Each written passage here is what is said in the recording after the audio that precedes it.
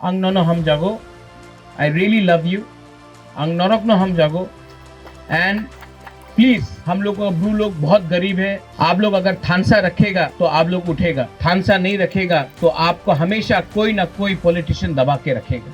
जाति के बारे पहले सोचो, पार्टी बाद में आएगा. पार्टी इंपॉर्टेंट नहीं है, तिपरा मोथा इंपॉर्टेंट नहीं है, बीजेपी इंपॉर्टेंट नहीं है, सीपीएम कांग्रेस इंपॉर्टेंट नहीं है. सबसे इंपॉर्टेंट है ब्रू का कम्युनिटी, हमारा दोफा. आप दोफा को एक रखो, यही मेरा अनुरोध है. बनाया है ये बुबागरा की तरफ से. मैं मुख्यमंत्री नहीं हूँ लेकिन आपको प्यार करता हूँ और मेरा सम्मान है अपना ब्रू लोगों के लिए.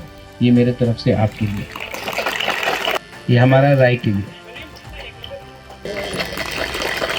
ये आपका बुबागरा आपको बहुत प्यार करता है, दिल से करता है. और मैं आपको एक बात बोलना चाहता हूँ, एक दिन आएगा जब त्रिपुरा में हमारा तिपरासा ब्रू हो, त्रिपुरा हो, कलौय हो, जमतिया हो, सब बुकुंगबारा ये हाँ में अपना शासन करेगा और ये मैं आपको देख के छोड़ूंगा. मैं पहाड़पुर में आया हूँ आज.